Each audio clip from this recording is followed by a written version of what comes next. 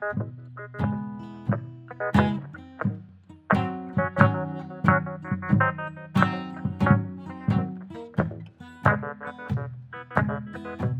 hey, hey! Bienvenue au podcast de la semaine! Qu'est-ce que tu regardes? Épisode 165. Ouais, 165, un chiffre rond comme je les aime. ouais, absolument. Puis, en fait, un nombre rond, 165. Gros bloc cette semaine, Benz. Bienvenue au podcast Qu'est-ce que tu regardes? Parce que c'est un énorme bloc qui me tient à cœur. C'est ta sortie de l'année, hein, à mes yeux, là. Oui, C'est ce que t'attendais. oui, c'est ce que j'attendais. Puis, c'est la seule grosse sortie du MCU cette année. Donc, évidemment, j'ai été voir en grande première Deadpool and Wolverine. Donc là, on est dimanche. Ça fait quelques jours que le film est sorti. Si vous voulez pas de spoiler, je vais rien spoiler aujourd'hui, inquiétez-vous pas. Mais faites attention sur les réseaux sociaux parce que les spoilers sortent quand même rapidement. Aussitôt que je suis sorti du film, moi, tu sais, j'étais allé voir le jeudi, puis en après-midi, puis c'était déjà ces réseaux sociaux le soir. Là, je voyais comme.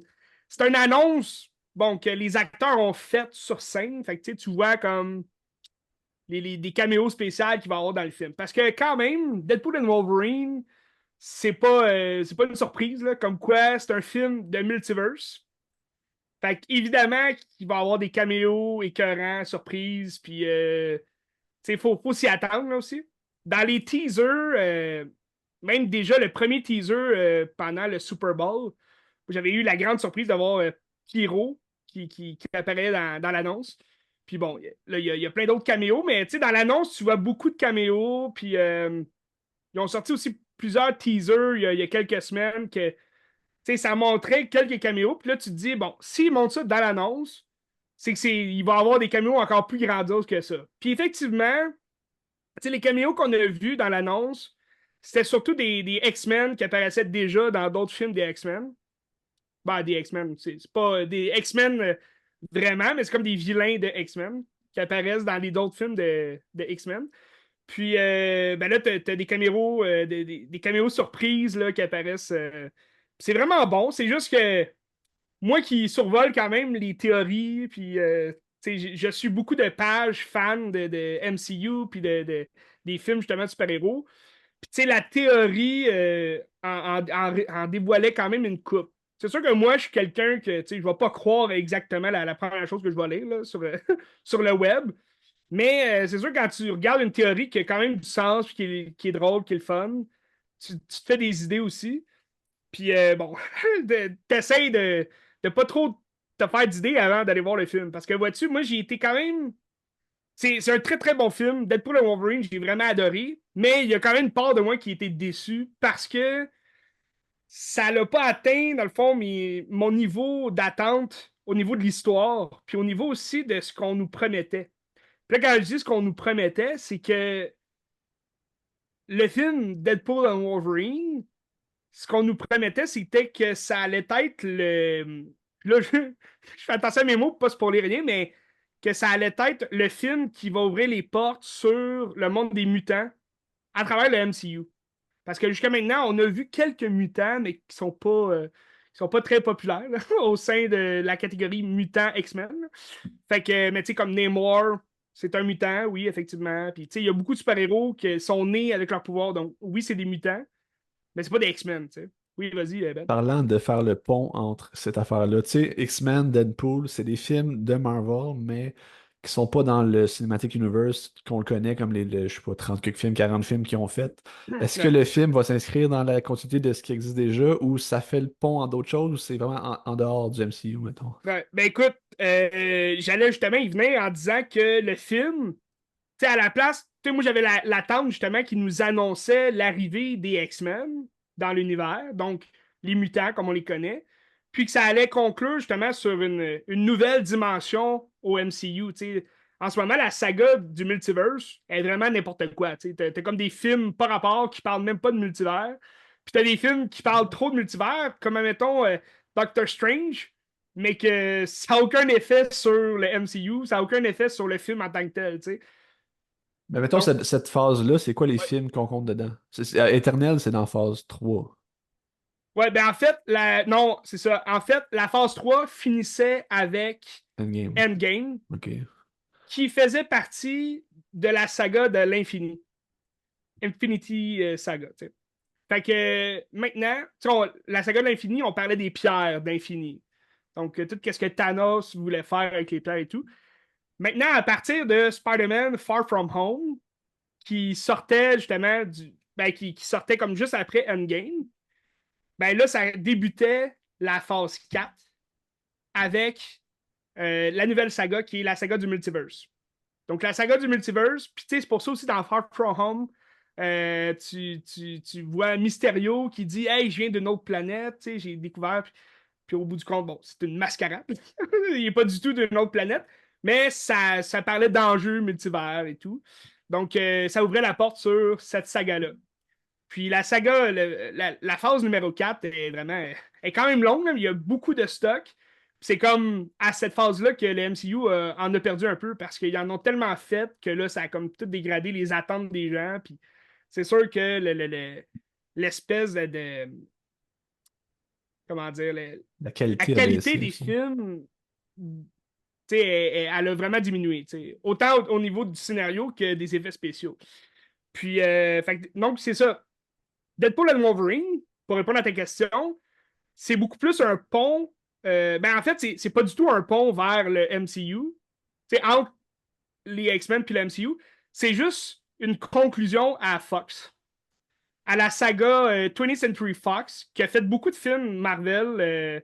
Il y a Paramount aussi là, qui en avait fait juste avant, mais Paramount, c'est comme relié assez rapidement avec son Iron Man, avec Incredible Hulk. Ils ont fait quand même un mash-up rapidement avec le MCU. Tandis que 20th Century Fox a toujours été à part. C'est lui qui avait les droits de les Fantastic Four. C'est lui qui avait les droits des X-Men. Qui a fait Daredevil, Elektra.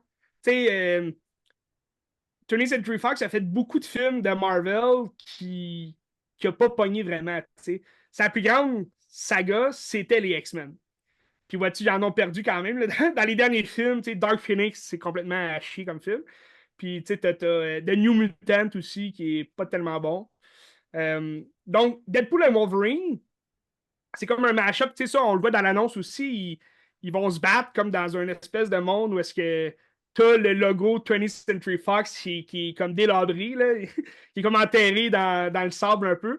Puis c'est bon parce que Deadpool, ben, c'est pas mal le seul personnage qui peut briser le quatrième mur. Tu sais, c'est lui qui va te jaser vraiment en tant que spectateur qui va dire Hey, vous étiez là, je vous racontais. Fait que tu sais, je trouve que cette espèce de parallèle-là qu'il peut faire avec la quatrième dimension, ben, ça nous dit à nous, justement, vous verrez plus les films de 20th Century Fox parce qu'on l'a enterré ça. C'est sûr que ça arrive quand même tard là, dans l'espèce de contrat que Disney, quand, Disney a racheté 20th Century Fox, puis c'est c'est rendu 20th Century Studio. Donc, tout ça pour dire que Deadpool et Wolverine, ça m'a déçu au niveau de l'histoire parce que, bon, c'était pas un film à scénario grandiose. C'est un film de multiverse, puis comme on est habitué avec le MCU jusqu'à maintenant, on peut le voir dans Spider-Man No Way Home, Doctor Strange aussi. Tous les films qui parlent de multiverse à date sont tous décevants parce qu'ils n'ont pas d'histoire. L'histoire est vraiment nulle à chier. Ils sont là pour les caméos surprises, puis le fan service, là, comme on dit. C'est un peu ça avec No Way Home. On peut dire que oui, le scénario il est bon parce que c'est quand même c'est le fun. Puis là, ça conclut aussi sur un renouveau de Peter Parker. On va voir vraiment le vrai Peter perdu dans New York puis seul, sans Avengers.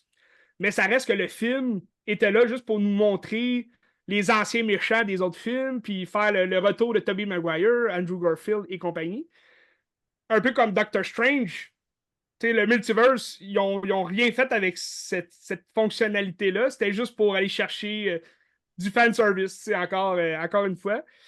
Donc là, avec Deadpool et Wolverine, j'espérais vraiment qu'il aille comme au-delà de juste le fanservice, puis aller chercher un scénario qui peut être bon, puis qui amène aussi les X-Men dans le MCU. Mais le scénario est assez décevant. Pas que c'est poche, mais c'est un scénario qu'il faut absolument quand même voir Loki si vous voulez bien comprendre là, le film. Pas que vous allez rien comprendre si vous voyez pas Loki avant. Puis Loki, c'est la série Disney+, là. Il y a 2 saisons. Mais tu revois des gens de la série, puis ils parlent du TVA, qui est comme les agents, si tu veux, du multiverse, là. Donc, le flux temporel et tout. C'est eux qui arrangent justement les gens qui traversent différents multiverses, puis qui ne seraient pas censés. Comme est le cas de Deadpool. Bon, ce qui fait une suite quand même assez. C'est une bonne suite au film Deadpool 2. Dans le fond, si vous n'avez pas Deadpool 2, ça vaudrait la peine parce que c'est quand même une suite aux 2 premiers films de Deadpool.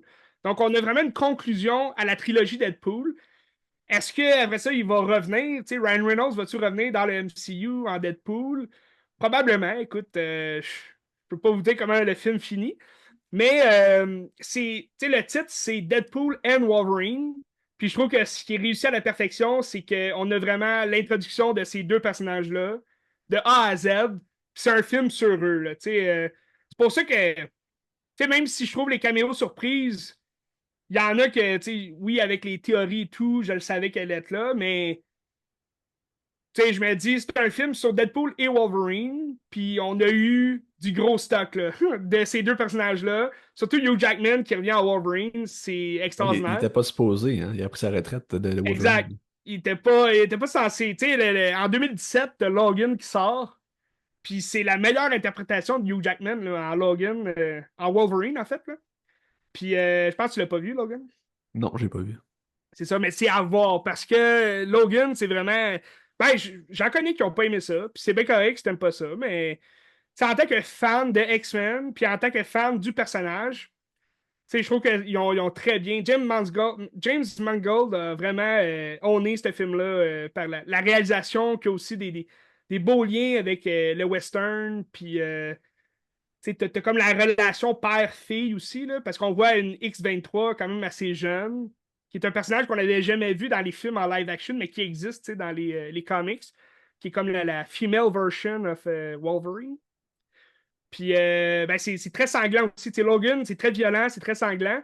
C'est un aspect de violence qu'on n'avait pas vu dans les X-Men d'avant. Wolverine a toujours été quand même violent là, dans ses films, mais les 20th Century Fox, c'est Deadpool, le premier film qu'ils ont fait R-rated, là, avec du sang et tout, le langage vulgaire. Peut-être parce qu'ils voulaient aller chercher un auditoire beaucoup plus large, là, beaucoup plus familial avec les premiers X-Men. Mais, euh, mais Logan était vraiment parfait là, pour la conclusion de Wolverine. Puis là, est-ce que. Tu sais, moi, quand j'ai vu le retour de Hugh Jackman, je me suis juste dit, faudrait pas que ça brise justement cette fin-là qu'il y a eu. Puis je trouve que c'est un hommage parfait qu'ils ont fait dans le film parce qu'il en parle, là, de Logan dans Deadpool and Wolverine. Puis c'est un hommage parfait qu'ils ont fait à la fin du personnage. Fait que est-ce qu'on va revoir Hugh Jackman? Il y a encore des théories, ici et là, comme quoi Hugh Jackman va revenir dans Secret War. Puis ça, on va en rejaser. Le MCU il est pas fini. Hein? Il y a encore beaucoup de films. Je te disais, Deadpool and Wolverine, c'est le seul film qui sort cette année. Il y a une série Disney Plus qui va sortir, je crois, cet automne, qui est une série sur Agatha. Une série vraiment qui a l'air inutile, là, vraiment C'est niaiseuse. qui, Agatha? Agatha, c'est une sorcière de magie noire là, qui apparaît dans la série Disney Plus de WandaVision. Fait que c'est comme. Tu sais, déjà que Wanda. Tu sais, Scarlet Witch, c'est un personnage secondaire quand même dans les Avengers. Ben là, ils ont fait une série Disney Plus avec elle. Fait que là, c'est comme de faire une série Disney Plus sur un personnage secondaire qui apparaissait dans la série Disney Plus d'un personnage secondaire. Mais tu sais, c'est comme. Il y a personne qui demande ça. Il y a personne qui connaît ce personnage-là. C'est un personnage complètement. Tu sais, elle était le fun dans la série de WandaVision, mais c'est inutile de faire une série sur elle. Je comprends pas trop. Mais bref, c'est une autre série que vous allez avoir. Un autre élément, en fait, là, du MCU que vous allez avoir cette année. Sinon, c'est vraiment en 2025 ça repart. Là, t'as la série de Daredevil Born Again qui revient. J'ai quand même très hâte de voir. Sur Disney+, ça sera pas. Tu sais, Sur Daredevil, Disney c'était sur Plus. Netflix un moment donné, puis c'était comme d'autres mondes qui faisaient, là. Ouais, ben là, Disney a racheté tous les droits des séries Marvel que Netflix faisait. Donc, Daredevil, Jessica Jones, The Punisher, Luke Cage, puis Iron Fist, est tout racheté par Disney.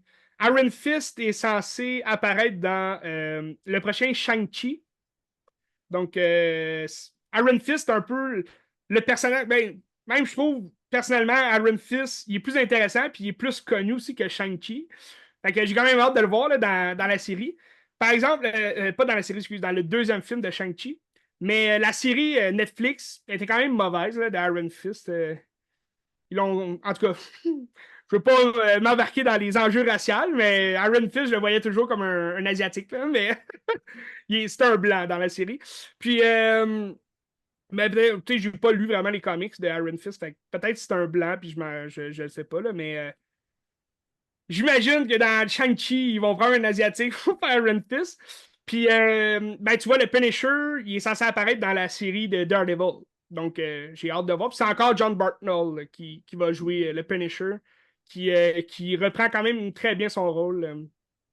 Puis, le prochain film, en fait, du MCU, c'est Captain America, The Brave New World, qui sort en février 2025. Puis bon, est-ce que je suis excité de voir ça, Ben? Pas de temps. Déjà à la base, j'ai toujours été un peu mitigé par le choix de donner le bouclier au Falcon à la place de Bucky Barnes, qui est le soldat de l'hiver, Winter Soldier. Parce que, me semble, je voyais plus le soldat de l'hiver devenir Captain America, mais bon. Falcon devient Captain America dans les comics, puis c'est bien correct. C'est juste que Falcon, il a pas le sérum, de Super Soldier. Fait que c'est juste un gars avec des ailes qui va avoir le bouclier de Captain America. Puis là, dans l'annonce, tu vois que t'as Harrison Ford qui reprend le rôle de William Hurt, qui est le général Ross, qui est comme le pire ennemi de Hulk. Puis, parce que William Hurt, malheureusement, est décédé. Mais là, t'as Harrison Ford qui, lui, va jouer le Ross, qui va devenir le Red Hulk. Parce que le personnage devient Red Hulk, qui est comme un antagoniste à Hulk. C'est son némésis, là, donc c'est un Hulk rouge. Mais là, dans l'annonce, tu vois juste le Red Hulk de dos qui attrape le bouclier de Captain America. Mais oublie ça, là, le Falcon ne peut pas affronter Red Hulk. Fait que je comprends pas qu'est-ce qui va se passer là. Fait que, tu sais, tous les fans espèrent voir Hulk dans le prochain Captain America. Puis t'as Mark Ruffalo qui a dit ouais, je vais être là, tu sais. Ben, est-ce qu'on peut croire ce que Mark Ruffalo dit? Je sais pas. Donc, je suis quand même, tu sais, je suis excité de voir Red Hulk, mais moins de voir les aventures du nouveau Captain America. Je trouve ça un peu bizarre. Mais tout ça pour dire que le MCU, il va de l'avant parce que là, cette semaine, justement, ben, ce week-end, en fait, a eu lieu. C'est toujours le dernier tour des Comic-Con qui se À passe San à San Diego, c'est Diego. ça, ouais. C'est le plus gros Comic-Con, le rassemblement de Comic-Con. Tu sais, il y en a un à Montréal, qui est quand même pas si pire. Mais celui à San Diego, il est vraiment big. Puis c'est là où est-ce que tous les grands noms, les grandes vedettes, les grands acteurs, les grands cinéastes vont là pour annoncer les futurs films, les futurs gros shows qui vont sortir. Puis là, ce samedi, il y a eu l'annonce justement du prochain gros film qui va être Fantastic Four. Donc, ils ont annoncé, ils ont sorti des premières images que tu vois Pedro Pascal puis la gang, Fantastic Four. J'ai quand même hâte de voir que ça va sortir en juin, si je ne me trompe pas, juin ou juillet 2025. Donc, c'est encore dans un an. Mais ça annonce le prochain Avengers. Parce qu'on le sait que le Fantastic Four va se passer dans une autre temporalité. Fait que ça se passe dans les années 60, mais version futuriste un peu. Donc, tu sais, les futurs, un peu comme les Jetsons, là. Je sais pas Ouais. si tu vois un peu l'image, là. Ouais. C'est comme un futur vieillot, un peu. Ben, ça va se passer un peu là-dedans. Fait que ça, je suis quand même très curieux de voir ça. Je pense que ça va être très bon. Moi, je suis un grand fan des Fantastic Four. Puis j'avais hâte qu'ils arrivent dans le MCU. Tu sais, un peu moins fan que les X-Men, admettons, là, mais je suis quand même très fan des Fantastic Four. Puis c'est une équipe, tu sais, c'est la première équipe, dans le fond, qui a été formée dans Marvel. Fait que je suis quand même très content là, de les voir arriver dans le MCU. Puis eux, ils vont annoncer en fait le prochain gros méchant des Avengers, qui va être Docteur Doom. Donc, Van Fatalis Doom, qui va être qui est un grand méchant des Fantastic Four, mais qui devient aussi dans les comics puis dans les histoires euh, le probablement un des plus grands vilains de Marvel. Là. Comme tout comics confondu. Là. Il va apparaître dans tout plein de comics. Là. Il va être le vilain pour plusieurs super-héros, mais on le connaît principalement pour être le vilain des Fantastic Four. Puis c'est Victor Von Fatalis qui devient Doctor Doom. Puis lui, il va être le gros méchant du prochain Avengers. Qu'ils ont rebaptisé en fait Avengers Doomsday. Donc, c'était à la base, la première partie des prochains Avengers, c'était censé être de Kang Dynasty. Donc, avec Jonathan Mayers, qui jouait le rôle de Kang, qu'on a vu dans la série Loki, puis qui est revenu dans Ant-Man de Quantum Mania. Puis là, bon, c'est toutes les allégations qu'il y a eu autour de cet acteur-là. Donc, je pense que Disney a juste comme scrappé toute l'idée autour de Kang. Fait que, tu sais, la fin de Quantum Mania, avec comme l'espèce de petit. La petite scène là, à la fin du générique de Quantum Mania a comme putain rapport, puis d'après moi, ça va être oublié dans l'univers, là, tout ça. Euh, pour finalement se retrouver avec Avengers Doomsday, qui va mettre plus l'accent sur Doctor Doom. Puis ça, c'est en 2026 que ça va sortir. Puis l'année d'après, c'est la deuxième partie, si tu veux, des Avengers, qui va un peu comme ce qu'ils ont fait avec Infinity War puis Endgame. C'est comme en deux parties. Puis ça va être Secret War, qui est ça, qui est une grosse guerre. Là. Dans les comics, c'est vraiment immense. Puis c'est le multiverse. Totalement qui. C'est le multiverse qui explose. Puis là, t'as plein de sticks de personnages qui arrivent de n'importe où, n'importe quand. Fait que, tu sais, la Secret War, là c'est à savoir quand est-ce qu'ils vont sortir les X-Men. Ils ont comme retardé leur film avec cette année juste de mettre Deadpool et Wolverine. Les X-Men, c'est pas encore sur la map. Là, est-ce qu'ils vont arriver juste dans The Secret War, puis là, ils vont ramener Deadpool avec Ryan Reynolds, Hugh Jackman en Wolverine dans Secret War pour amener les nouveaux X-Men? Est-ce qu'on va avoir les nouveaux X-Men juste en 2028, 2030? Peut-être. C'est quand même loin, là. J'ai hâte de voir les X-Men. Mais en même temps, ils pourraient aussi l'amener à travers ces années-là. Là. Donc, ça a été annoncé aussi, la grosse annonce là, qui fait jaser en ce moment, c'est que c'est Robert Downey Jr., qu'on connaît pour Iron Man, Tony Stark, qui a été annoncé pour interpréter Victor Von Doom Fatalis. Donc, c'est quand même particulier, c'est spécial. Il y avait des théories, là, comme quoi il pourrait devenir le nouveau Doctor Doom, mais jamais j'aurais cru que ça aurait été vraiment lui. Là. Je trouve ça quand même bizarre. Ben, je suis un grand fan de l'acteur. Là. Tu me demandes s'il va faire une belle job d'acting, oui. Je le vois dans le rôle. Je pense qu'il est capable de owner le personnage. Mais ça va dépendre de comment il amène ça. C'est sûr, avec le multiverse, tout est possible. Tous les personnages peuvent changer de figure, de face et tout. Ah, mais du moment que Mais tu vois pas sa face, il n'y a pas de problème, là, je pense. ben, c'est ça que tu me posais comme question. Est-ce qu'on y va à face à Victor Doom? Euh, au début, ça dépend comment ils amènent le character aussi. Est-ce qu'ils vont faire une histoire origine du personnage, de A à Z, un peu comme dans le premier Fantastic Four, qui est sorti en 2005 de Tim Story, en live action, là, je pense. C'est Julian McMahon qui jouait le personnage de Victor Von Fatalis.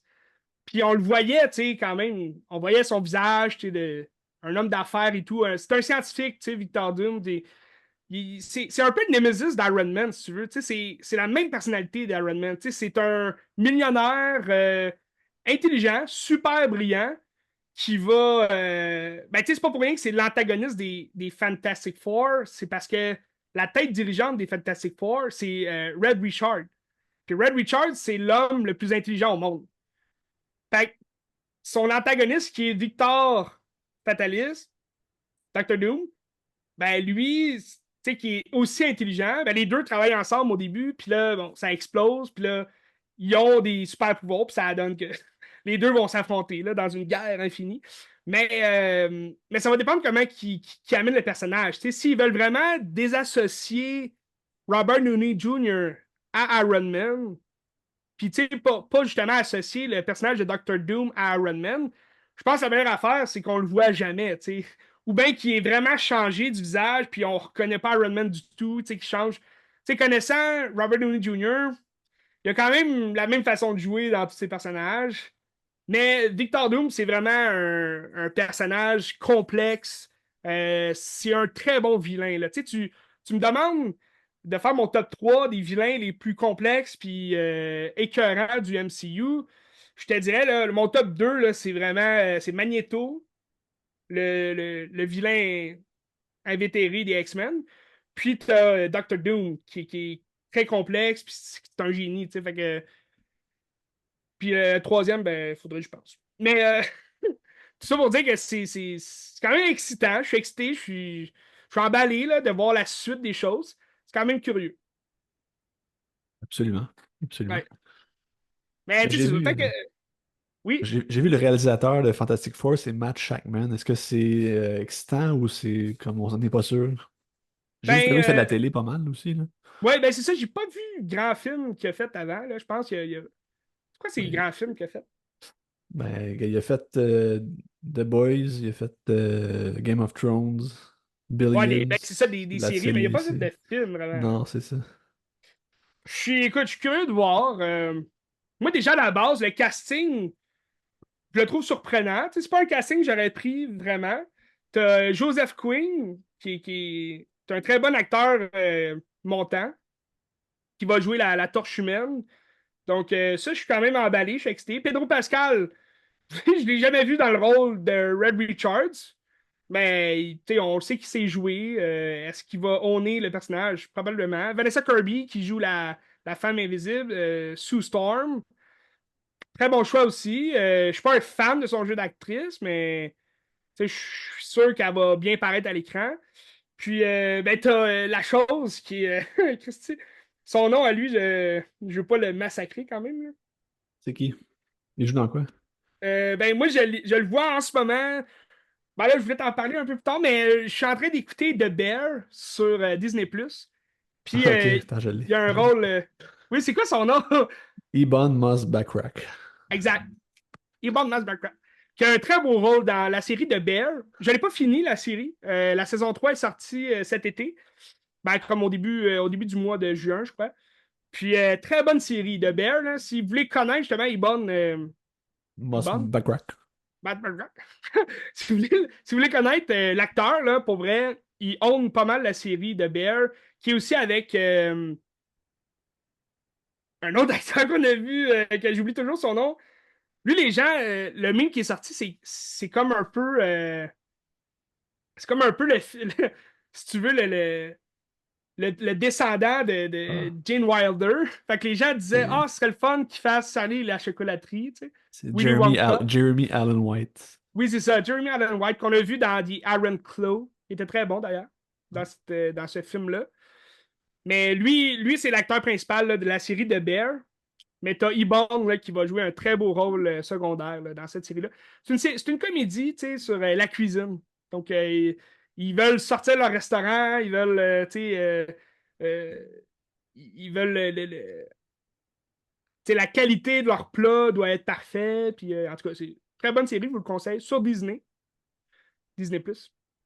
Puis, donc là, c'est ça. Les Fantastic Four, je m'en tiens pas trop aux réalisateurs. Tu sais, comme on disait, souvent dans le MCU, peu importe le réalisateur, ça va être surtout Kevin Feige aussi, puis avec les scénaristes qu'ils mettent.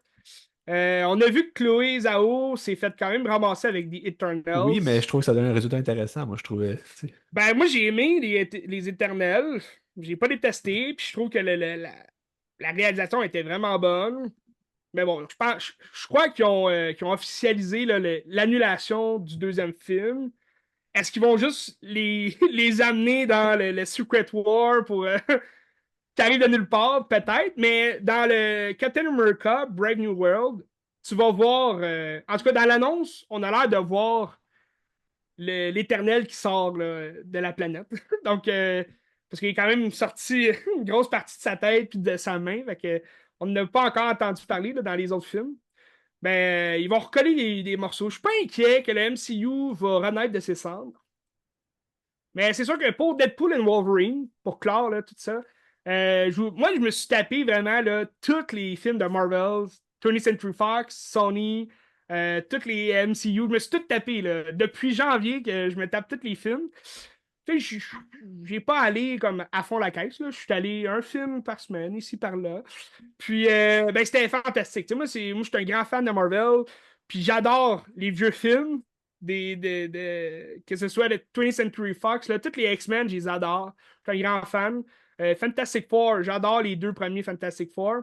Celui de Trank, Josh Trank ou Tank, il était affreux, j'ai détesté, écoutez pas ça. Sorti en 2014, je crois. Mais vraiment, là, pas bon, pas du tout.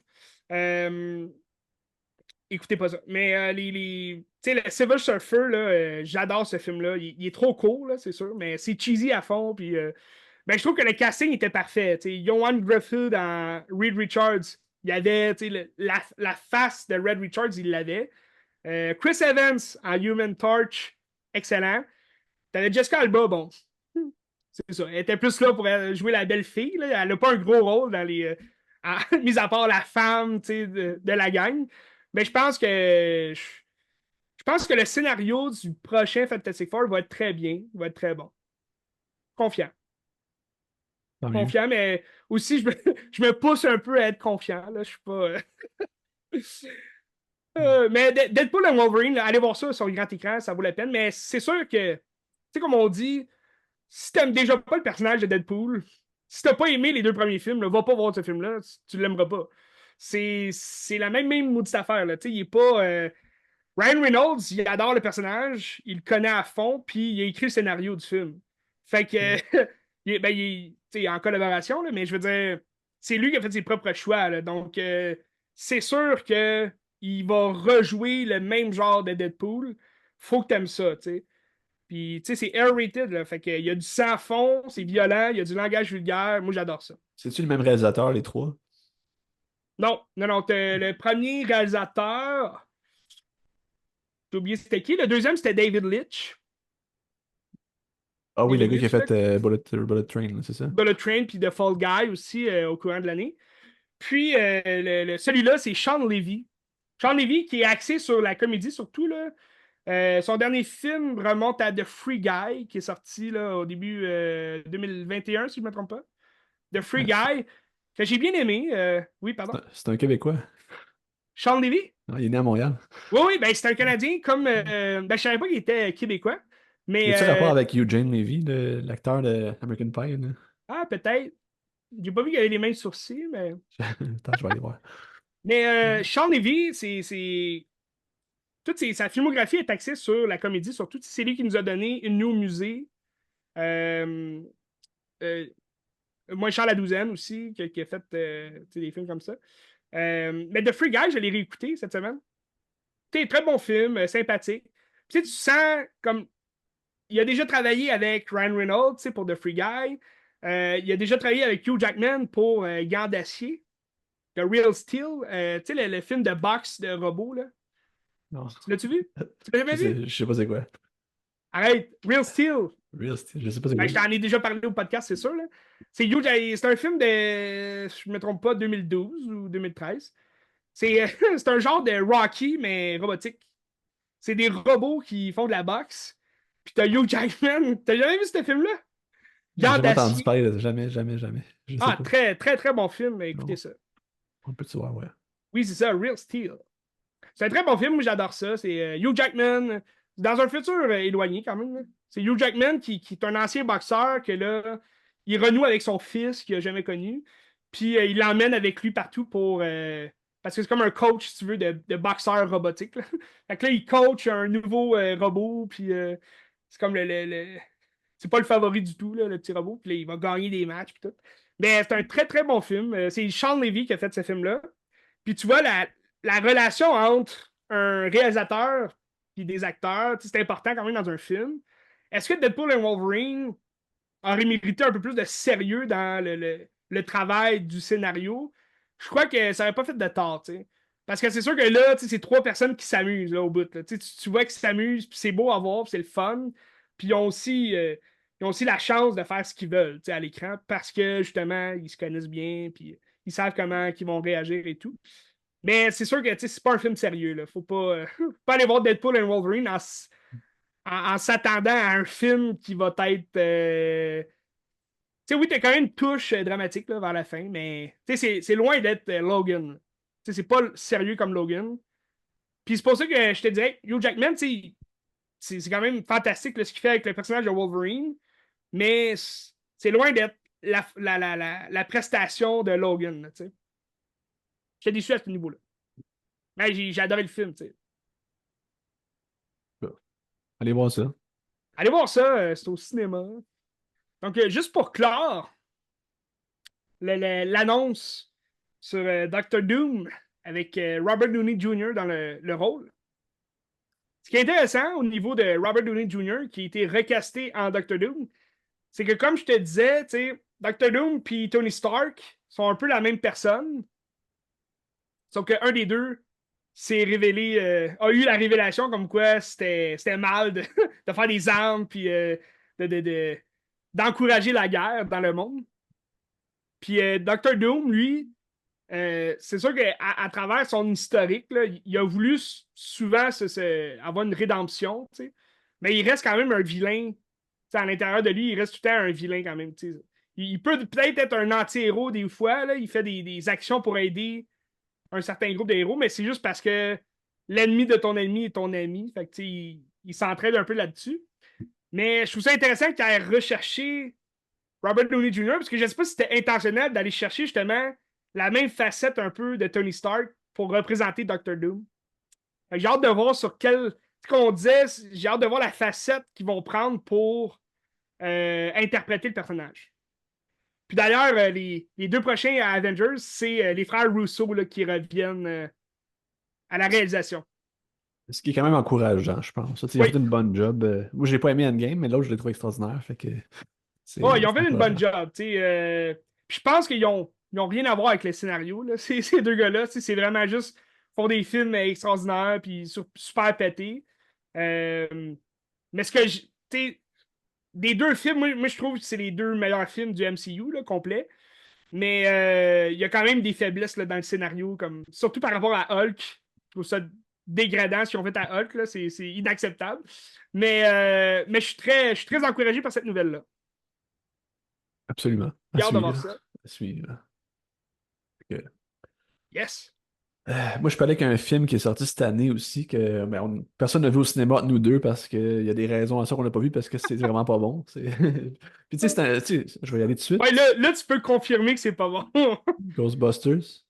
J'aime beaucoup Ghostbusters. Je trouve ça malade, qu'est-ce qu'ils font. C'est depuis les années 80. Ben, les deux originaux sont géniaux. Après ça, lui avec les filles, je l'ai pas vu. Puis je le verrai pas non plus, je pense. C'était une atrocité. Ben là, ben moi, j'ai détesté le SOS Fantôme qu'ils ont fait avec les filles, qui était un reboot, là, totalement. Ouais. Mais j'avais pas aimé non plus Afterlife. Puis là, ce que tu me dis, j'ai hâte de voir Ben, The Empire of. C'est quoi, c'est c'est Frozen Empire. Frozen C'est ça. Empire. J'ai hâte de voir s'il est aussi atroce que celui des filles. Parce que. Colin. Ben, tu sais, Afterlife, c'était pas très bon. On s'entend, le film était pas bon, mais quand tu baisses tes attentes, il y a moyen de s'amuser, tu sais. Tandis que Frozen Empire, j'étais comme, c'est sûr, c'est pas bon. Je savais que ça allait être pas bon, puis je me suis pas amusé. C'est un film qui Ah est ouais. raté à tous les points. Je trouve que c'est un film qui est incompétent à tous les points. C'est un film que tout passe par le dialogue. Tu sais, genre, les gens disent leur émotion par les dialogues, puis c'est un dialogue qui est pas bon, qui est pas drôle, à mon avis. Je suis pas tout seul à penser ça non plus, je pense. C'est une structure de scénario qui fonctionne pas en tout. Le film dure 1h55. Ajoute le générique 1h47, peut-être 1h45. L'élément déclencheur arrive à 1h20. Puis tout avant ça, c'est du blabla pour établir les personnages, mais c'est des personnages qu'on connaît déjà.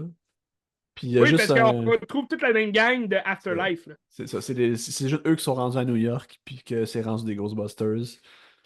Puis c'est comme si ce qui s'est passé avant faisait comme plus vraiment de sens par rapport à ce qu'on est rendu là. Parce que, tu sais, oui, ils ont comme évolué, puis en disant, OK, on croit aux Ghostbusters à cette heure, puis on devient Ghostbusters. Mais tu sais, comme la mère, elle accepte tout ça, puis elle est rendue là, puis elle fait des missions de chasse de fantômes. Ça marche pas, c'est pas en tout. Tu sais. Puis le méchant, ben, tu sais, le méchant, c'est un genre de fantôme énorme qui date de là, genre 100 ans, 120 ans. Puis il y a une relique qui fait en sorte que là, il va revenir à la vie, puis il va mettre la ville en glace, puis essayer de tuer tout le monde. Tu sais. puis sauver tous les fantômes qui sont dans les machines de la place de Ghostbusters. Puis sauf que, tu sais, le combat est fucking plate. Ça se passe dans une caserne. C'est nul, c'est nul. Tu sais, tout le bout avec les méchants, ça dure 20 minutes. Puis c'est nul. Là, genre, c'est Ah, vraiment pas. C'est plate à regarder même. Là, tu sais, c'est comme. Mais tu sais, en plus, les personnages principaux originaux, le Dan Aykroyd, Bill Murray, il a genre 4 scènes. Puis ça ne tente pas. Tu sais, il est ouais. genre pathétique un peu. Tu sais, mais en même Il temps, est Bill là Murray, juste pour la parure, là. ben, je pense qu'il est là parce qu'il est obligé. Puis en même temps, j'imagine il sait que c'est de la merde. Puis comme, pourquoi on fait ça? Ouais. Puis il a comme pas le choix d'être là parce qu'il fait partie des originaux. Tu peux pas le remplacer. Puis ce que je trouve justement avec ça, c'est que on oublie l'essence de Ghostbusters. Tu sais, c'est quoi Ghostbusters à la base? C'est des personnages qui évoluent pas. Tu sais, mettons, tu regardes le premier, les personnages ont jamais évolué du début à la fin du Ouais. film.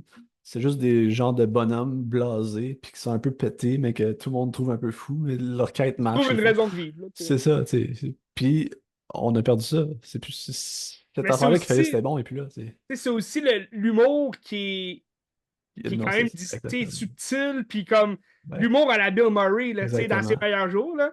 Mais Exactement. comme tu sais, c'est ça aussi que je trouvais plate dans Afterlife, c'est qu'ils veulent faire une espèce de requel de Ghostbusters, mais ils nous amènent les acteurs originaux juste pour une scène de merde à la fin qui servent à rien, tu Ouais, sais. t'as pas si pire que ça. Quand tu le revois, t'es comme, ah, c'est quand même une belle Ouais, scène pareil, là, tu après sais. avoir vu Oui. Frozen Empire. Ouais. Mais tu sais, c'est comme, mettons, Paul Rudd dans Afterlife. Tu sais, j'avais hâte de voir le rôle de Paul Rudd, mais il est même pas drôle dans le film. Tu sais, Non.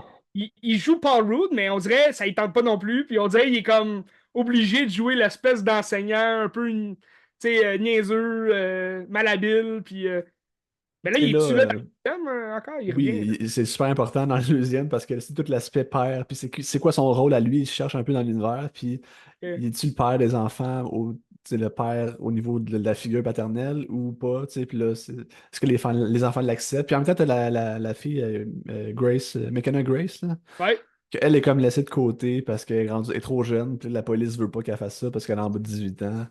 Puis là, elle se met comme amie avec une fantôme, là, tout ça. Puis c'est comme si elle se sent fantôme elle-même. Je suis comme, ah, c'est cheap, là, tu sais. C'est pas ça, les Ghostbusters, là, tu sais. Oui, ben j'avais vu justement des critiques qui disaient ah, un espèce de jeu lesbianisme là, avec un fantôme, puis Ah, non, non, c'est pas de lesbienne. Ben, non, c'est plus au niveau de. Tu sais, quand t'es adolescente, là, tu te sens seule, tu trouves pas ta place dans ouais, le monde. C'est plus ça. Je pense pas qu'il y ait rejeté un peu. d'amour, non, Ben, tu c'est sais, ça. dans Afterlife aussi, t'es comme la jeune rejetée qui. Ouais. Mais là, elle est pour vrai rejetée. Tu sais, elle est mise à part de sa famille, puis ça peut pas faire l'émission, tu sais. Ah, Ça. c'est. En Mais tout cas. c'est ça déjà à la base. Tu sais, je sais pas dans Frozen Empire si ça l'empire la chose. Mais dans Afterlife, moi, ce qui me faisait peur, puisque j'ai complètement détesté, c'est justement qu'on amène un peu le SOS fantôme vers un film pour enfants, tu sais. Dans le Absolument. sens que C'est les oui, valeurs familiales, là, tu sais, qu'ils ont pas de ça par rapport, là. ben, c'est ça, tu sais, parce que oui, le premier film, tu sais, oui, les enfants des années 80 ont adoré ce film-là, mais je veux dire, c'était pas des blagues pour enfants non plus, là, tu sais, c'était pas. C'est une gang d'adultes là, qui chassent les fantômes, tu sais, c'était. Il y a la Mais là, blonde on du dirait, j'ai fantôme qui l'impression. suce. C'est Dan Aykroyd, je pense, là. Tu te Ah, rappelles-tu de ça? Ça te rappelle pas? bon, oui, je m'en rappelle, ouais. Ouais. C'est loin, là, mais Ouais. maintenant que t'en parles. Ouais. Mais tu sais, comme.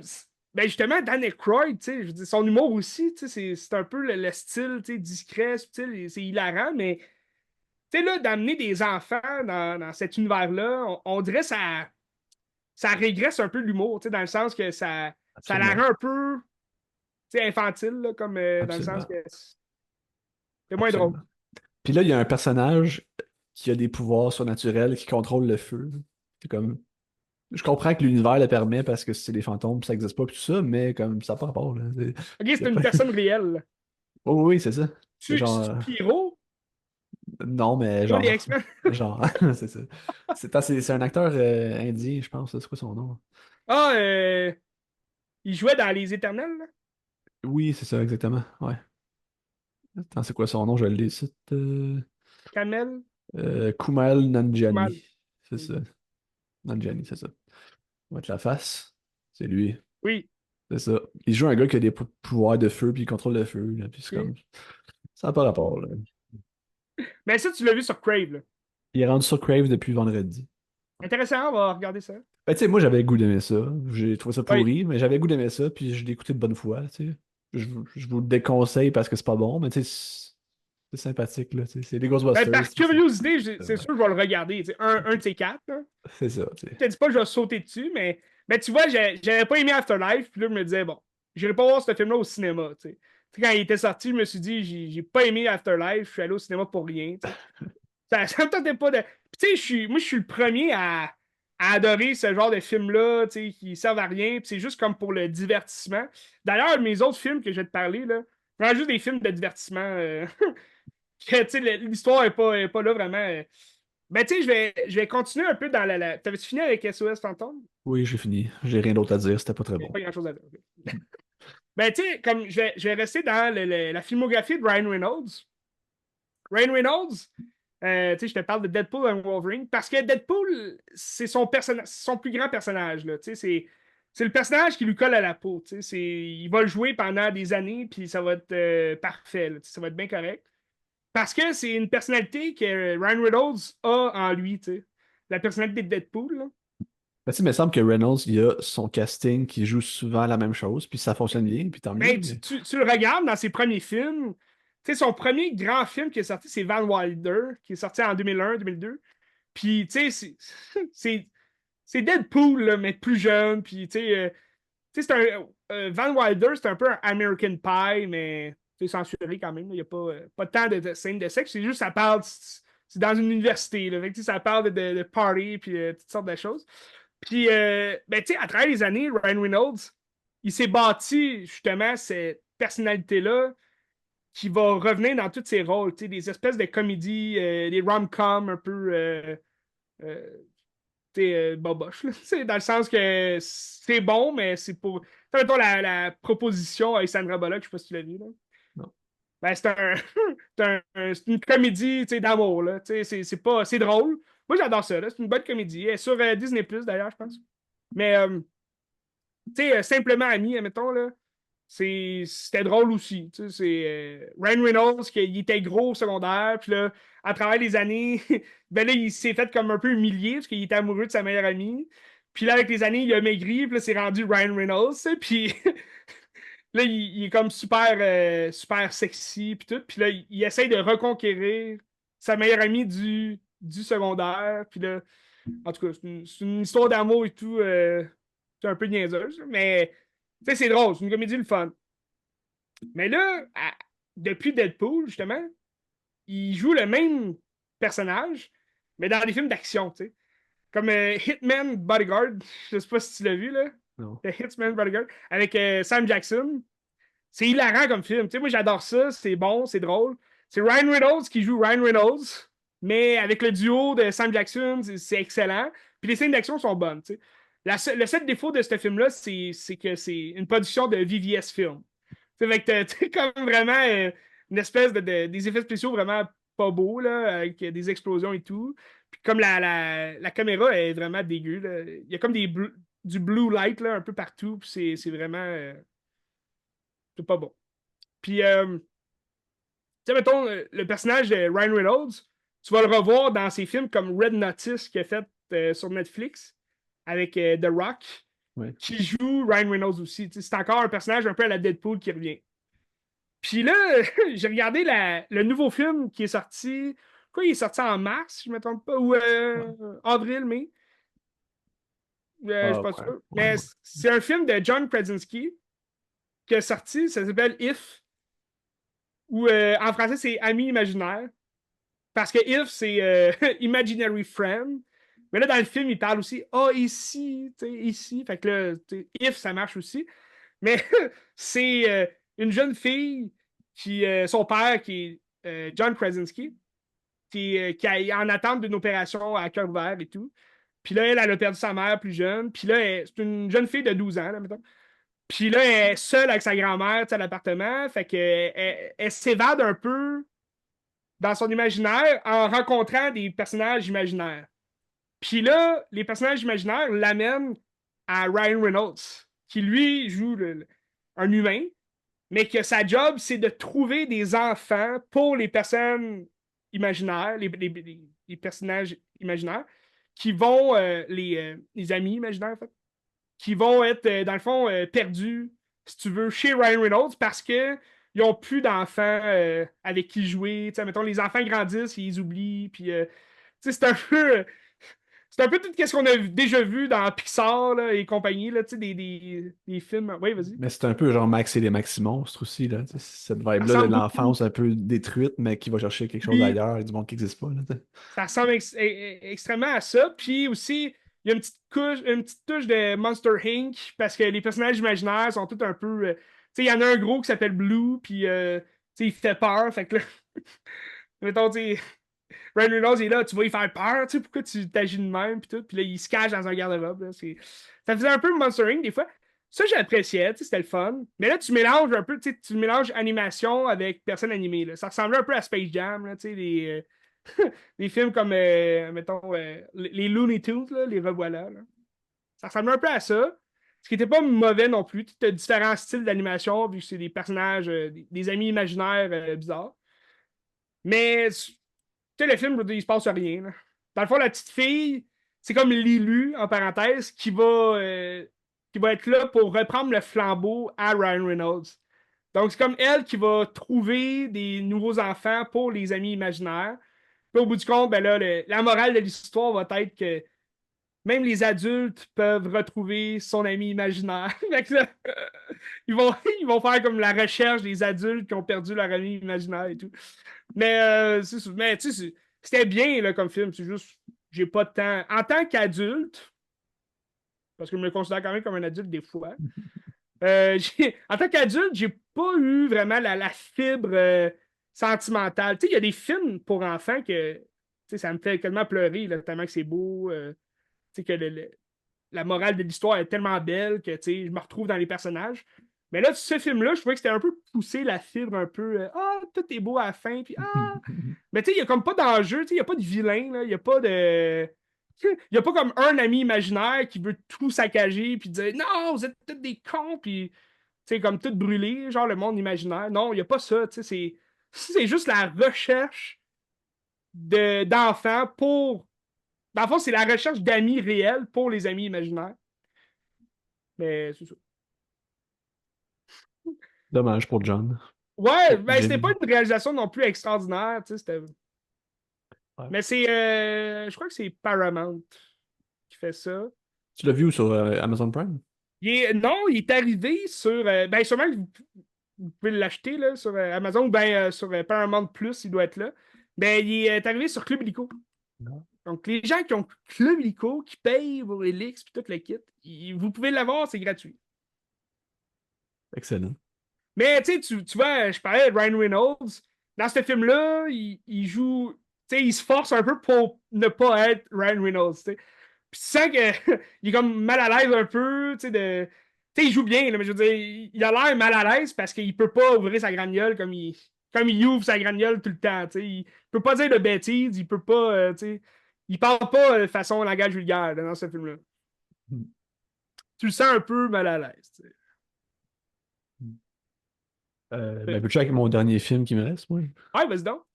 J'ai été à Cinémathèque cette semaine voir. Parce que là, c'est le cycle de la science-fiction, juillet puis août. Il y a des très très bons films, Et? dont pas mercredi qui s'en vient, l'autre d'après, je vais en voir 2001 Odyssée de l'espace Ouais. sur grand écran, j'ai bien hâte. Mais cette semaine, j'ai été voir Fahrenheit 451 de François Truffaut, film de 1966, qui est Tu son. l'avais-tu déjà vu? Je l'avais jamais vu, non? C'est ça. J'en ai vu quelques-uns de Truffaut, pas tant que ça. J'ai vu 400 coups, j'ai vu La Nuit américaine, un autre de Douanel, je ne me rappelle plus lequel. J'en ai vu quelques-uns. Ok. Puis celui-là, c'est son premier film en anglais, puis c'est son dernier film en anglais aussi. Ah, Pour prendre des raisons, parce que je pense que ça a été très, très, très compliqué sur le tournage. Puis le film n'est pas nécessairement réussi non plus. Fahrenheit 451 a fait une série, je pense, il y a une couple d'années avec aux États-Unis, je pense, je sais pas trop c'est qui, mais en tout cas, aux États-Unis. C'est un roman de Ray Bradbury. Je sais pas si tu connais l'histoire un petit peu de Fahrenheit 451. non, pas du tout. C'est un genre de monde futuriste où ce que les pompiers, à place d'aller éteindre des feux, leur job c'est rendu qu'il faut qu'ils trouvent les livres chez les gens, puis qu'ils mettent les livres en feu parce qu'ils disent que les livres ça rend malheureux, puis ça rend, tu sais, ça pourrit la vie du monde, ça corrompt Ah, les gens, puis faut pas lire, c'est mauvais, tu sais. Et là, tu suis un gars qui est dans l'escouade 451 dans le fond, qui fait ça. Puis lui, il fait sa job, il va brûler des livres, puis c'est un peu un idiot, tu sais. Puis là, il vit une genre de crise existentielle à dire il trouve un livre, il jase avec quelqu'un, puis là, il dit toi, t'as jamais lu, tu sais, tu fais ça, mais t'as jamais lu, puis il dit non, parce que genre, j'ai envie d'être heureux, je veux pas être malheureux. Puis là, il se met à lire quelque chose, puis là, il cache plein de livres chez eux, puis là, il est espoir une promotion. Mais là, vu qu'il comme sa remise en question, il peut comme pas avoir sa promotion parce qu'il perd ses pouvoirs de 451, que genre, il peut plus monter tu sais, les pompiers, là, ils ont comme une barre là, que tu descends. Tu sais, Ouais. ben, eux autres, ils peuvent la prendre puis monter parce qu'ils ont des pouvoirs de 451, tu sais, quand tu crois à tes affaires. Puis là, c'est toute la remise en question, tout ça. Puis, ben, c'est ça. C'est un gars qui essaie de faire un peu la révolution à travers son corps de pompier qui met le feu à tout. Là, tu sais. Puis là, Mm. il faut pas que ça se pogne. Puis là, il essaie de brûler sa maison aussi, puis tout ça. Puis il essaie de convaincre sa femme, mais sa femme est comme, hey, non, que ça fait là, ici, t'as pas d'affaire des livres ici, genre, ça va nous pourrir. Tu sais. Puis il y a tout un aspect de critique sociale où est-ce que la télé va parler aussi. Puis c'est comme le. Tu sais, c'est très d'actualité aujourd'hui encore, même si c'est un film qui a, il va y avoir 50 ans, plus que non, il va y avoir 60 ans même. Tu sais, c'est la télé qui nous parle, qui prend beaucoup d'espace. On lit plus, ben, on lit plus. On lit encore des livres, là, mais tu sais, c'est comme si la culture se perd un petit peu, puis on est comme scotché sur la télé, tu sais. Puis déjà en 66, il y avait ça, puis le roman, je sais pas, il date de quand, mais ça doit dater peut-être des années 40, je sais pas trop. Puis il y avait cette réflexion-là sur l'avenir, tu sais, qui est intéressant. Puis le même soir, tu avais Alphaville qui était présenté avant, que Oui, j'ai pas été le voir, mais je l'avais déjà vu. Mais je trouve qu'il y a quelque chose de similaire entre les deux qui est intéressant, c'est de prendre la l'espèce de monde France. futuriste, là. Ben, tu sais, c'est un monde futuriste, mais c'est la France telle quelle. Là, tu sais, il a pas modifié la Mm. France tant que ça. Peut-être un petit train qui passe, mais dans les deux cas, c'est juste la vie C'est normale. Là. l'idéologie qui change aussi, là. Ben, c'est la vie normale qui ont réussi à faire de quoi de science-fiction dans la vie normale, puis c'est super Ah. bien réussi. Tu sais. Mais tu sais, le scénario, il est pas terrible, puis je suis pas familier, j'ai jamais lu le roman. Fait que je sais pas comment il l'a rendu à l'écran. Mais tu sais, le scénario fait pas trop de sens non plus. Ça va un peu dans tous les sens. Puis ça finit sur une fin un peu à la de Lobster. Hmm. que ça t'amène dans une société à part. Puis est-ce que c'est bien, est-ce que c'est pas bien, ça, on sait pas. Tu sais. Mais une chose est sûre, c'est que ce film-là te donne le goût de lire un bon livre. Parce que t'es comme, Ah oh, ouais. tu sais, les livres se font brûler. Puis tu as plein de références à d'autres choses aussi. Puis c'est. Ah, puis le film est très absurde aussi. Je pense que c'est quelque chose qui est une force du film. C'est que ça me rappelle un peu les Monty Python sans être genre burlesque et tout ça. Tu Hmm. sais, mettons, Brésil, t'as comme un aspect drôle aussi dans la science-fiction, un Un peu peu. la satire de la société. Ben oui, puis dans la manière de filmer. Puis tu sais, François Truffaut, il a toujours une manière de filmer qui est comique aussi, puis dans le dialogue, puis tu sens qu'il se prend pas trop au sérieux, tu sais, puis tu retrouves ça dans ça, tu sais. Fait que même si le scénario est pas toujours génial, ben comme ça fait en sorte que le film est intéressant, je pense. Hmm. Que je pense que Ben, si ça avait été un autre réalisateur, ça aurait pas été aussi bon que ce qu'il a fait là, tu sais. ah ben là, j'en doute pas. Ouais. Ben, je trouvais ça bizarre parce que le titre me disait de quoi quand tu le nommais, puis tout. Puis ils ont fait un remake en 2018. Ah, c'était pas une série? Non, c'est un film, Ok, je crois bien, là. Ouais, c'est un film d'une ok, heure 40. ok. Puis c'est Fahrenheit. Ouais, C'est c'est ça. avec Michael B. Jordan puis Ouais. Michael Shannon. Mais j'imagine que le ton est pas le même, là. Je sais pas si le livre est aussi absurde, là, mais Je sais pas, là, mais ça a pas l'air. c'est que ça. C'est que ça pas bonne. Ça a pas l'air très bon. C'est qui a fait ça? Ça, c'est. Je le connais même pas. Ramin Barani. Ramin Bayani. Ah, j'ai vu un de ses films. 99 Homes avec Michael Shannon puis Andrew Garfield. Ok, je sais pas Grand, c'est très quoi. bon film. Mais j'ai pas vu ses autres films, là. Ramin Barani. Je sais pas. The White Tiger. Mais d'ailleurs, checker la Cinémathèque. Le mois d'août, il y a des très très très bons films.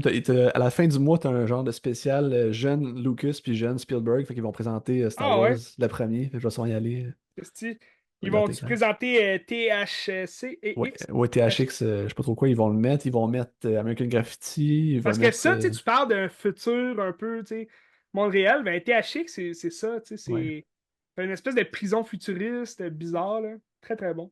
ça m'intéresse. Je vais peut-être y aller. Là, tu sais, ça dépend c'est quand, mais en tout cas, checker ça, c'est intéressant. Ils vont mettre Incroyable. E.T. aussi. E.T., j'ai hâte de voir sur grand écran. Là. E.T. On est Tellement comme bon trop film. jeunes. Ben oui, tellement. Là. Hey, c'est le fun. Quand tu vas parler d'E.T., je vais te parler de Steven Spielberg. OK. Christy de Ben, réalisateur. Euh, absolument. on peut. Ben, t'avais terminé avec Fahrenheit 451. J'ai terminé. Je peux peut-être te parler d'un dernier film, Ben. Ça, on parle de SOS Fantôme, qui est principalement, tu sais, même les deux premiers films, c'est pas, tu vas pas voir SOS Fantôme pour le scénario, tu y vas pour le divertissement, tu sais, la Ouais. comédie qui est le fun, qui est légère, puis tout. Puis c'est la même chose pour le MCU, tu sais, les films de super-héros, pour le divertissement. Tu sais, vous allez aller voir Deadpool et Wolverine, là, je vous le dis tout de suite, c'est pas pour l'histoire, là, tu sais, c'est vraiment pour le divertissement que ça procure.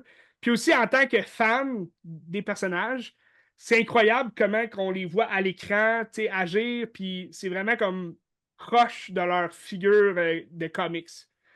Puis moi, il y a un réalisateur, j'ai écouté un film, ça faisait longtemps que j'avais pas vu, mais que je tripais sur ce film-là quand j'avais 14 ans. Là. J'allais vu au cinéma. C'était en 2009 là, qui est sorti, puis tu sais, un petit ado de 14 ans là, qui adore déjà les Transformers, puis tout ce qui est super-héros. Ben là, tu l'amènes voir G.I. Joe, The Rise of the Cobra, puis c'est incroyable comme film. Tu sais, ben, le film, il est à chier, là, il est pas bon. Tu l'écoutes aujourd'hui, puis c'est vraiment pas bon, mais quand j'étais jeune, je l'adorais. Puis c'est un film de Stephen Sommers.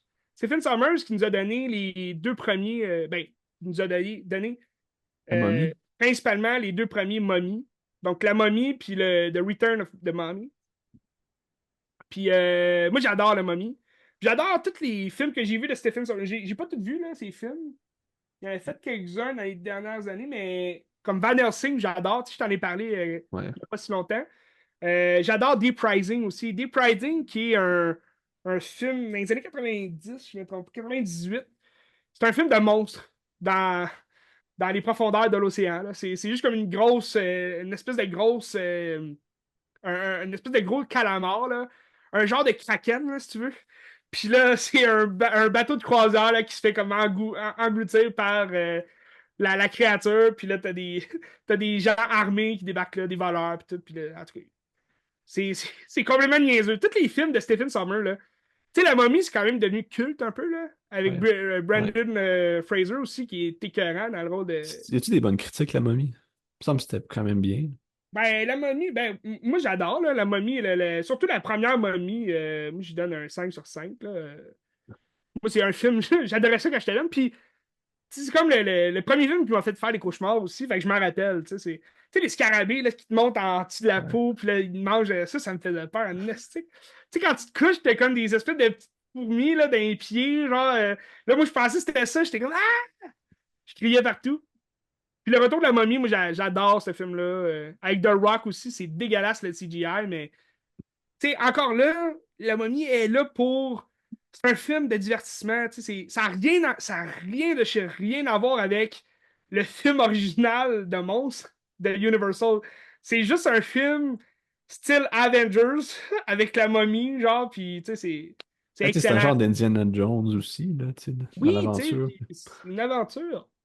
Puis il y a de la comédie là-dedans, tu sais. Fait que Stephen Sommers, tous ses films peuvent s'apparenter à des films de super-héros, tu sais, parce que tu regardes Van Helsing, c'est presque ça, là, tu sais, un film de super-héros, parce que c'est comme un Avengers de monstres, là, puis toute l'équipe.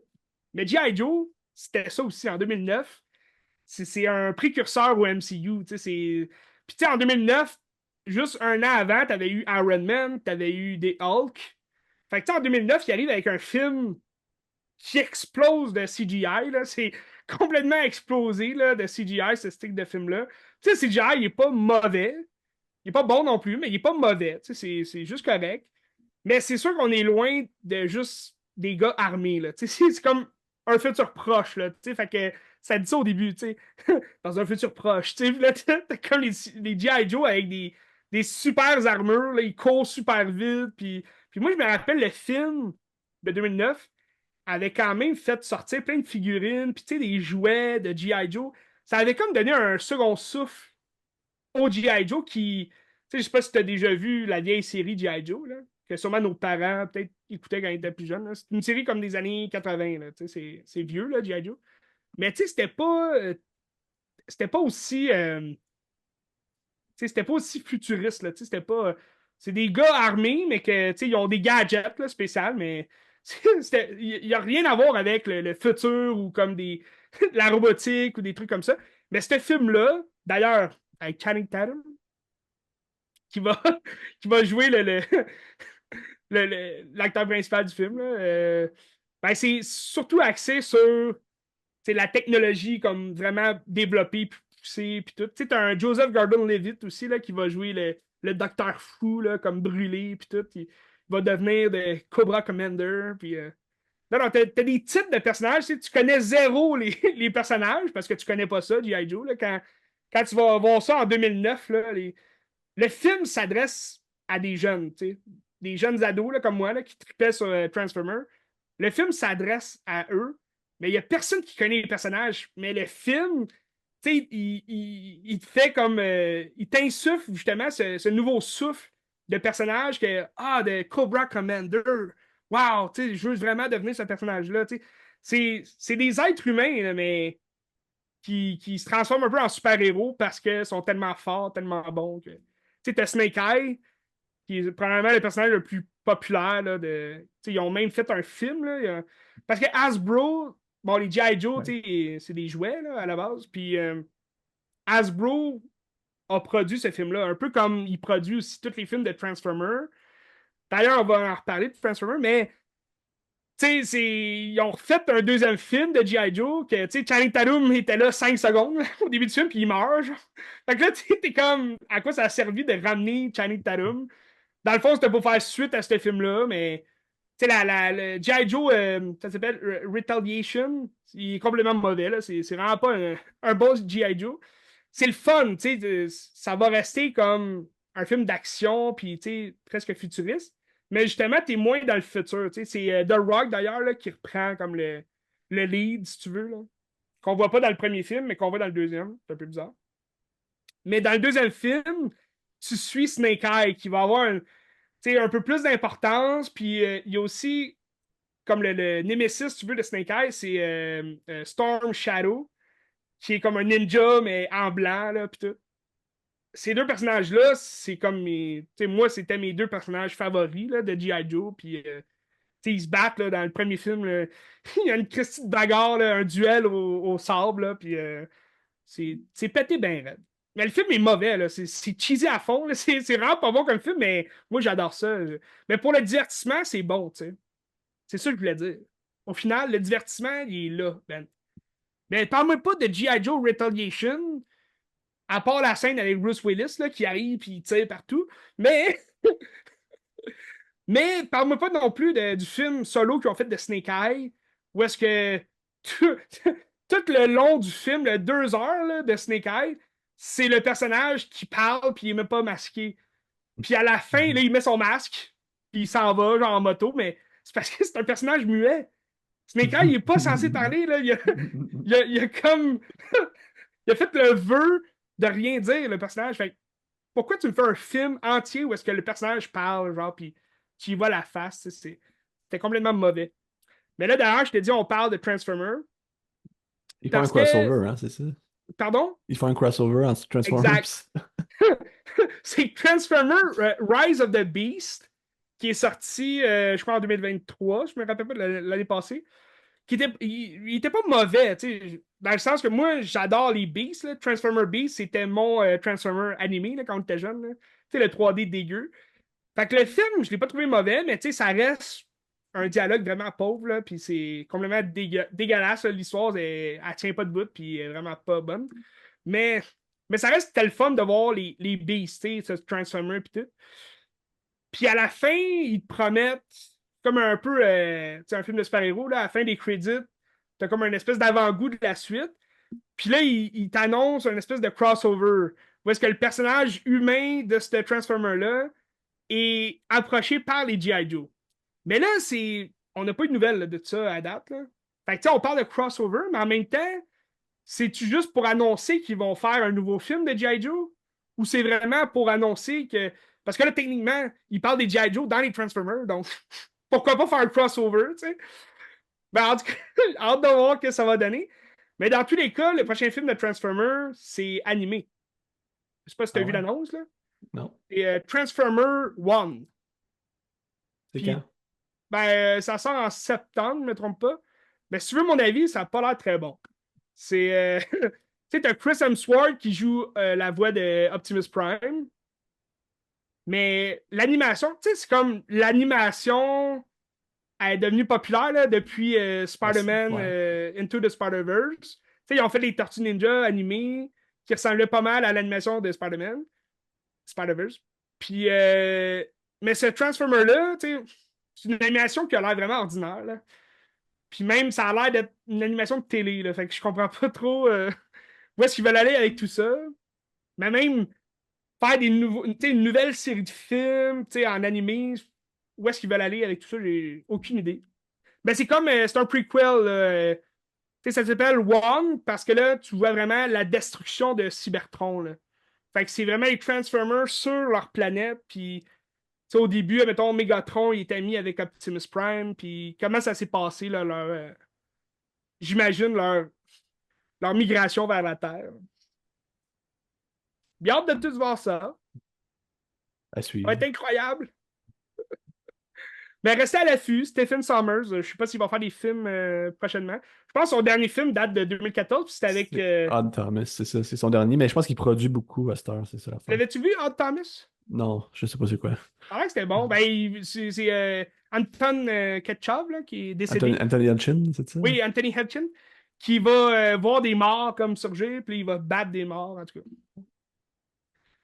C'est du Stephen Sommers, fait que je m'attends à rien, là, mais ça conclut pour moi cette semaine. Ben. Ben, moi aussi. Très bon épisode. Allez voir Deadpool et Wolverine. Qu'est-ce qu'on écoute pour la semaine prochaine? J'ai vu qu'il y a la passion d'Odin Bouffant sur Crave. Je sais pas si tu sais Oh, c'est quoi, là. non? C'était à Cannes l'année passée, puis c'est ça qui a représenté la France aux Oscars à la place de Anatomy Minute. Ah ouais, Ben, c'est super bon, mais je vais le regarder. intéressant. Ouais, Interesting. avec. Sur Prime Video, t'as le nouveau film de Guy Ritchie qui a Oui, pas joué dans aucun stick de cinéma, là. Le ministère des Opérations spéciales, quelque chose comme ça. Là. The Euh, Ungentlemanly Warfare. oui. Ça a l'air très intéressant. Moi, je suis un grand fan de Guy Ritchie, fait que assurément, jetez un coup d'œil à ça. Excellent. Puis on se tient au courant pour la suite des choses. Je voulais aussi. Ah, ben écoute, j'ai oublié de te parler. Je voulais pas en parler tant que ça, mais j'ai fini la série Acolyte sur Disney+. Puis, c'était pas bon. J'ai vraiment pas aimé. J'ai pas accroché du tout, en fait. Là. C'est une série que, on dirait que ça se veut comme, ah, on rebâtit quelque chose de nouveau, tu sais, de Star Wars, parce que c'est plus censé être ce que c'était. Mais comme, qu'est-ce que tu veux faire avec, tu sais, de la nouveauté de Star Wars? Tu sais, je veux dire, tu peux pas réinventer Star Wars. Star Wars a fait son temps dans les années 70, tu sais, fin des années 70, début 80. Puis tu peux pas changer les règles comme ça te chante. Tu sais, George Lucas a bâti de quoi de solide. Puis là, si tu veux changer des règles ou des estiques de choses qu'on a déjà vues avant dans un autre film de Star Wars, là, je trouve ça un peu débile. Puis tu sais, la fin de la série, c'est parce que ça te questionne à savoir, ah, les Sith sont peut-être pas si méchants. C'est peut-être les Jedi qui sont les vilains. C'est peut-être que, ah, ben, hey, tabarnache!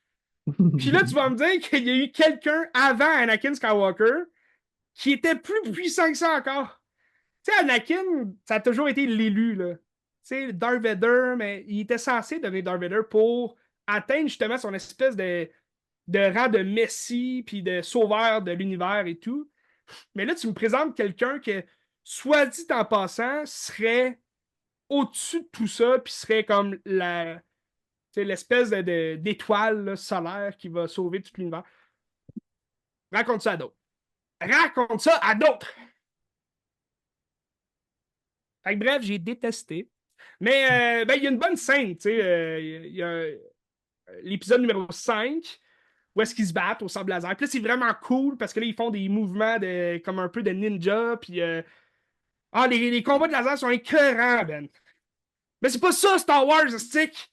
Tu vas faire des combats de laser là, avec des pow-pow pis tout. Va voir Zack Snyder là, pour qu'il te rajoute ça dans son film de Rebel Moon. Là. Ça va peut-être être plus intéressant. Mais là, c'est parce que, tu sais, je voyais en plus des memes où est-ce qu'il disait oh, il y a 5 choses qui font en sorte que Diacolite, c'est vraiment extraordinaire, puis c'est meilleur que toutes les autres affaires de Star Wars. Puis dans ces 5 choses-là, t'avais justement, ben, il y a des combats, des duels à laser vraiment cool. Puis, ça se bat vraiment bien, comme des Matrix. Ben justement, pourquoi tu fais des combats à la Matrix quand que c'est du Star Wars? Je comprends pas. Il n'y a rien que j'ai compris à ça. Rien de chez rien. Surtout que là, on dirait que tous les Jedi peuvent avoir n'importe quelle couleur de sable laser. Là. Puis il y a des sables laser un peu en fouette, là, qu'on comprend rien. Pourquoi tu amènes des nouveaux types de sable laser? C'est c'est incompréhensible. J'ai détesté la série. Puis là, ça Ben, finit, attache bien ta tuque, Ben, ça finit que il présage une suite, stick.